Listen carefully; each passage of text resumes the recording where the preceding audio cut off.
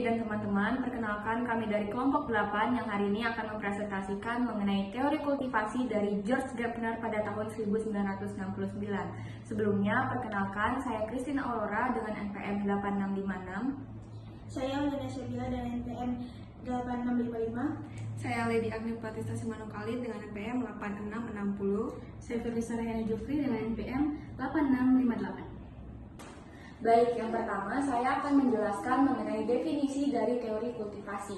Kultivasi sendiri berasal dari kata cultivation yang berarti penguatan, pengembangan, perkembangan, penanaman, atau pereratan. Teori kultivasi adalah konsep dalam ilmu komunikasi yang menjelaskan bagaimana paparan media massa, terutama televisi, dapat membentuk dan memperkuat pandangan serta sikap seseorang terhadap dunia nyata. Selanjutnya, saya akan membahas mengenai asumsi teori kultivasi. Di sini kami mengutip dari Riedel tahun 2010 yang berasumsi bahwa semakin banyak waktu yang dihabiskan orang untuk hidup di dunia televisi atau menonton tayangan televisi akan mempengaruhi semakin besar kemungkinan mereka untuk percaya bahwa dunia nyata sesuai dengan tayangan di televisi. Kemudian asumsi teori kultivasi dibagi menjadi 3. Yang pertama adalah televisi berbeda dari bentuk media massa lainnya. Hal ini dianggap lebih unik daripada media lain karena menggabungkan gambar, suara, dan narasi sekaligus, sehingga membuat televisi sangat efektif untuk menarik perhatian dan membentuk persepsi khalayak. Yang kedua, asumsi mengenai televisi membentuk cara berpikir dan berelasi dalam masyarakat. Secara tidak langsung, tayangan televisi perlahan membentuk cara khalayak melihat dunia dan mempengaruhi pikiran, perasaan, serta tindakan dari tayangan televisi yang ditonton oleh khalayak. Yang ketiga, asumsi mengenai pengaruh televisi relatif terbatas. Pengaruh televisi dianggap terbatas karena pengaruhnya tidak langsung, tidak mutlak, dan dipengaruhi oleh banyak faktor lain seperti intensitas menonton, jenis tayangan, dan lain hal. Tapi meskipun terbatas, jika seseorang terus menonton televisi, maka persepsi mereka tetap bisa berubah sesuai dengan apa yang sering mereka lihat di televisi.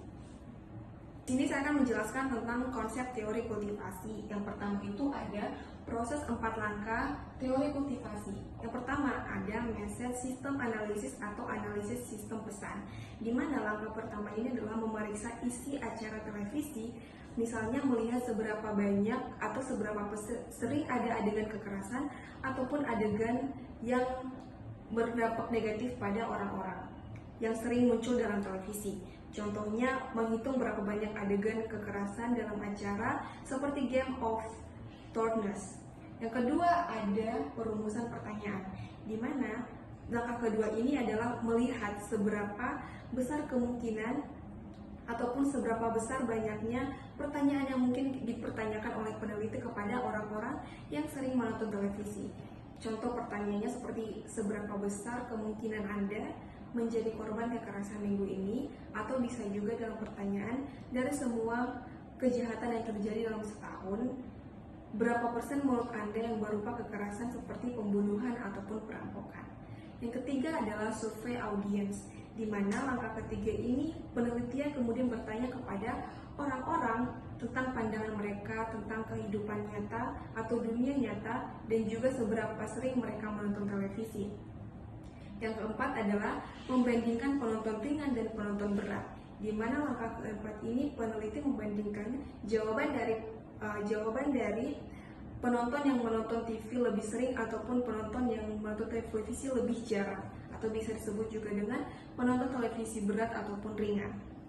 Nah, yang kedua adalah mainstreaming, yaitu penonton berat TV cenderung punya pandangan yang sama, yaitu mengikuti realitas TV, bukan kenyataan sebenarnya. Misalnya, mereka lebih cenderung percaya dunia berbahaya atau imigrasi merusak negara. Keempat adalah membandingkan penonton ringan dan penonton berat, di mana langkah keempat ini peneliti membandingkan jawaban dari penonton yang menonton TV lebih sering ataupun penonton yang menonton televisi lebih jarang, atau bisa disebut juga dengan penonton televisi berat ataupun ringan.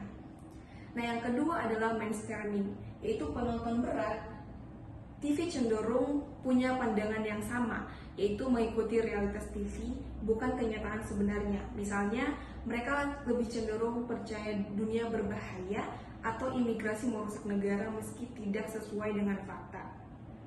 Contohnya, banyak penonton itu lebih percaya bahwa dunia nyata itu penuh dengan kejahatan, meskipun kenyataannya tidak separah itu. Next.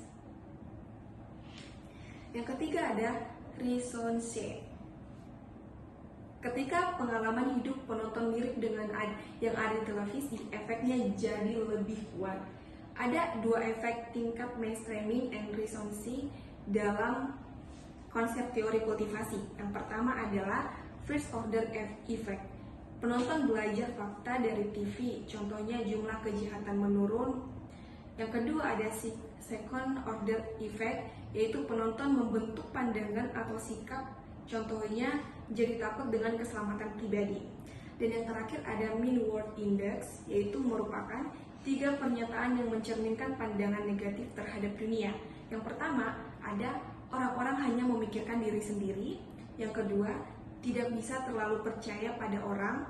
Dan yang terakhir adalah orang akan memanfaatkan kita jika ada kesempatan. Penonton berat lebih cenderung setuju dengan pernyataan ini karena pernyataan ini dibandingkan dengan penonton ringan. Artinya, TV membentuk pandangan bahwa dunia itu kejam dan menakutkan. Oke, selanjutnya ada integrasi dan kritik. Yang pertama, konsistensi logis. Konsistensi logis berarti bahwa teori tersebut harus memiliki struktur yang jelas dan tidak saling bertentangan di dalamnya. Artinya, semua bagian teori harus saling mendukung dan tidak ada yang bertolak belakang satu sama lain.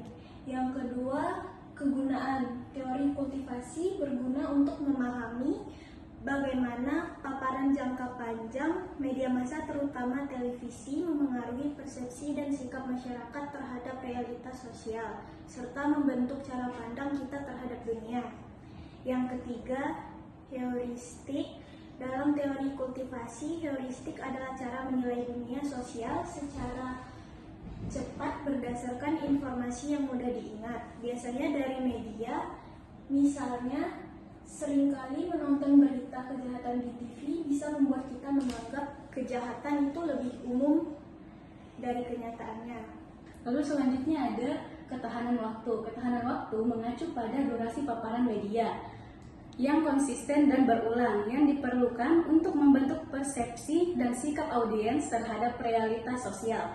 Semakin lama dan sering seseorang terpapar pada media tertentu, semakin besar kemungkinan pandangan dunia mereka akan dipengaruhi oleh media tersebut.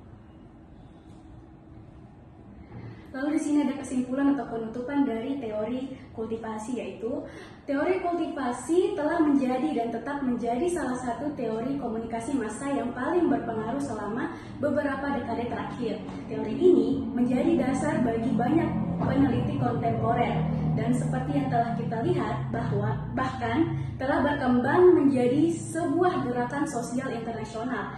Sumber lain dari pengaruhnya adalah kenyataan bahwa teori ini dapat diterapkan oleh siapa saja. Teori ini mengajak orang untuk menilai penggunaan media mereka sendiri dan membandingkannya dengan realitas dunia yang dibentuk oleh media. Sekian presentasi yang dapat kami sampaikan mengenai teori kultivasi. Jika ada pertanyaan, bisa memberikan tanggapan di kolom komentar. Terima kasih atas perhatiannya.